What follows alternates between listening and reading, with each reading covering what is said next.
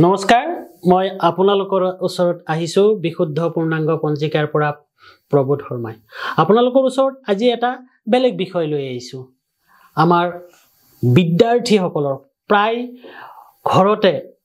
বিদ্যাৰ্থী আছে বিদ্যাৰ্থী একে নিম্ন খাপৰ পৰা উচ্চ খাপলৈকে বিদ্যাৰ্থীসকল আছে এই বিদ্যাৰ্থীসকলক বাস্তুৰ দ্বাৰা আৰু জ্যোতিষ শাস্ত্ৰৰ দ্বাৰা কেনেকৈ কিছু উন্নতি কৰিব পাৰি সেই বিষয়ে আপোনালোকৰ ওচৰত কৈছো বিদ্যাৰ্থীসকলৰ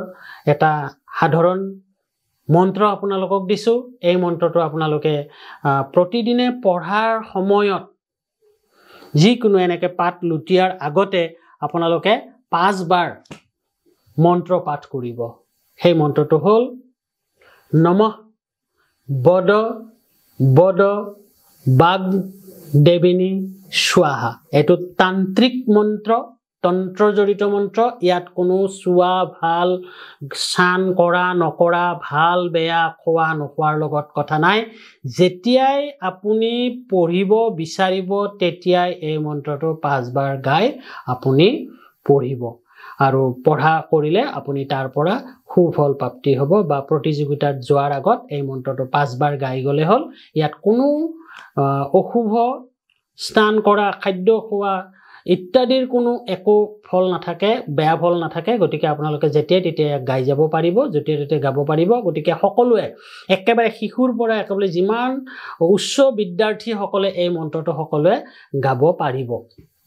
দ্বিতীয়তে এটা ক'বলৈ ওলাইছো আপোনাৰ কলা শাস্ত্ৰ আৰ্টছ কমাৰ্চ শাস্ত্ৰ অংক শাস্ত্ৰ বাণিজ্যিক আৰু আপোনাৰ সায়েন্স অৰ্থাৎ বিজ্ঞান শাস্ত্ৰ এই তিনিটা শাস্ত্ৰৰ ব্যক্তিসকলে কোন দিশত পঢ়িলে বিশেষভাৱে সুনাম কৰাত বা পঢ়াত আপোনাৰ আগবাঢ়িব পাৰিব প্ৰথমতে কৈছো যিসকলে কলা অৰ্থাৎ আৰ্টছ বিষয় পঢ়িব খুজিব তেখেতসকলে ঈশান কোণ টেবুলখন আৰু নিজৰ মুখখন ঈশান কোণলৈ অলপ হালাই অৰ্থাৎ কোন কৰি বহিব আৰু টেবুলখনো অলপ অৰ্থাৎ মেজখনো অলপমান হালাই কোণীয়া কৰি ল'ব এই ঈশান কোণত পঢ়া বিদ্যাৰ্থীসকলে আৰ্টছ বিষয়ত সুনাম কৰিব পাৰে ঈশান কোণ মানে হ'ল উত্তৰ পূব কোণাকৈ পঢ়িব লাগে বাণিজ্য বিষয় অৰ্থাৎ কমাৰ্চ পঢ়ি থকা বিদ্যাৰ্থীসকলে নিজৰ টেবুলখন আৰু নিজৰ মুখখন সম্পূৰ্ণ পূবলৈকে মুখ কৰি আপুনি পঢ়ক আৰু এই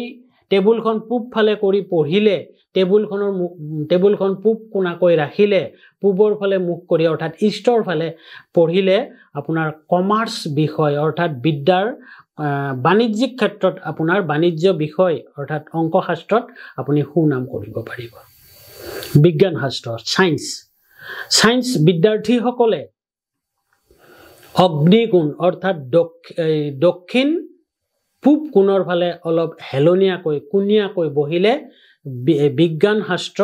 অধ্যয়নত শুভ ফল পায় আৰু সকলোৱে কিন্তু মন্ত্ৰটো নম বদ বদ বাগ দেবিনীটো ক'বলৈ নাপাহৰিব আৰু বিদ্যা লোৱাৰ সময়ত আপোনালোকে আপোনালোকৰ টেবুলত কি থব মেজখনত কিবা এটা থব আপোনাৰ বিদ্যাৰ্থীসকলে যিসকলে সনাতন ধৰ্মৰ সৰস্বতী মাক বিশ্বাস কৰে তেওঁলোকে সৰস্বতীৰ মূৰ্তি এটা সৰুকৈ আপোনাৰ বাওঁ হাতে ৰাখিব পাৰে এই সৰস্বতীৰ মূৰ্তিটো লওঁতে কিন্তু এখন ফটো নহয় বা সৰস্বতীৰ মূৰ্তিটো আপোনাৰ পিছফালেও যাতে গোটা হয় এই গোটা মূৰ্তিহে ৰাখিব লাগে ধৰি লওক এই সম্পূৰ্ণ পিছফাল থকাটো মূৰ্তি ল'ব লাগে গতিকে তেনেকুৱা মূৰ্তিহে ব্যৱহাৰ কৰিব আপুনি এখন ফটো বা পিছফালে কটা থকা এফাল থকা মূৰ্তি ব্যৱহাৰ নকৰিব আৰু এইটো মূৰ্তিটো যেতিয়া থব এটা বগা পাত্ৰ অৰ্থাৎ ৰূপৰ পাত্ৰ বা ষ্টিলৰ পাত্ৰ বা শংখৰ ওপৰত আপুনি সৰস্বতী মাক ৰাখি থব পাৰে তাত এইটো হ'ল আপোনাৰ আৰ্টছ কমাৰ্চ আৰু সায়েন্স তিনিওটাৰে একেটাই বাওঁফালে ৰাখিব নিজৰ শৰীৰৰ এতিয়া আপোনাৰ ধৰক বিদ্যাৰ্থীসকলৰ মই গাৰ্জেনসকলক কৈছো অভিভাৱকসকলক আপোনাৰ সন্তানে ধৰক পঢ়ি গৈছে অন্যমনস্ক হৈছে মনত ৰাখিব পৰা নাই বা স্মৃতি শক্তি কমিছে বা অলপ চঞ্চল গুৰুত্বহীন বা আপোনালোকৰ কথা জ্যেষ্ঠৰ কথা শুনিবলৈ অলপ অমান্তি হৈছে বা অতি এলেহুৱা হৈছে তেতিয়া আপুনি কি কৰিব তেতিয়া আপুনি কি কৰিব বগা চন্দন এটুকুৰা কিনি লৈ যাব ডাঠ গোটা বগা চন্দন এটুকুৰা কিনিব সেই বগা চন্দনটো আপুনি পিছি বগা চন্দনৰ লগত যদি আৰ্টছ পঢ়ে তেতিয়া হলে বেলপাত দি তাত অলপ সেই চন্দনটো প্ৰতিদিনে ইয়াতে 2-3 বাৰকে ফুট দিব শুৱাৰ সময়ত দিব সন্ধিয়া দিব পুৱা দিব তেতিয়া স্মৃতি শক্তি বৃদ্ধি হ'ব কাৰণ আৰ্টছ পঢ়িলে অতি মুখস্থৰ প্ৰয়োজন গতিকে বেলপাত শিৱৰ আৰু বিদ্যাৰ কাৰকতা আখৰৰ কাৰকতা সৃষ্টিৰ কাৰকতা বৰ্ণৰ কাৰকতা শিৱৰ প্ৰভাৱ বৰ্ণৰ কাৰকতা গতিকে আমাৰ এই স্বৰবৰ্ণ ব্যঞ্জন বৰ্ণৰ ইত্যাদিৰ সৃষ্টিকৰ্তা গতিকে এই ফুট লৈ পঢ়াত বহিলে আৰু কৰিলে স্মৃতি বৃদ্ধি হ'ব তাৰ পিছত আপোনাৰ কমাৰ্চৰ কাৰণে এই একেটাই বগা চন্দন আৰু বেল গছৰ শিপা ল'ব বেল গছৰ শিপা উঠাই আনি তাক সুন্দৰকৈ চন্দনৰ লগত পিছি ইয়াতে ফুট ল'ব 2-3 বাৰকৈ ফুট ল'ব তেতিয়া হলে অংক শাস্ত্ৰত শুভ হ'ব অংক শাস্ত্ৰৰ কাৰণে বেল আৰু বগা চন্দন আৰু আপুনি সায়েন্সৰ কাৰণে অৰ্থাৎ বিজ্ঞান শাস্ত্ৰৰ কাৰণে কি কৰিব বগা চন্দন আৰু বগা অপৰাজিতাৰ শিপা নাপালে পাত বা ডাল দিলেও হ'ব ধুনীয়াকৈ পিছি লৈ এই দুটা আপুনি আপোনাৰ বিদ্যাৰ্থীসকলক 2-3 বাৰকৈ ফুট দিব আৰু আপোনালোকক আৰু ইয়াৰ পিছত অলপ কৈ যাম আজি এইখিনিতে ক'বলৈ আমি সামৰিছো ইয়াৰ পিছত কম আপুনি টেবুলত কি ৰাখিব সায়েন্স আৰ্টছ কমাৰ্চৰ আপুনি কি ৰাখিব হেতু আপোনাৰ কি টেবুলত কি থলে আৰু কেতিয়া কি বন্তি জ্বলালে আপোনাৰ আৰ্টছ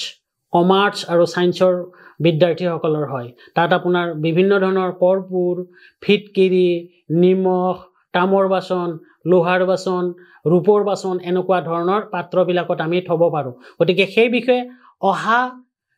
অহা যেতিয়া আপোনাক আকৌ দিম তেতিয়া আপোনাক এই বিষয়ে কম আজি এইখিনি কৈ নমস্কাৰ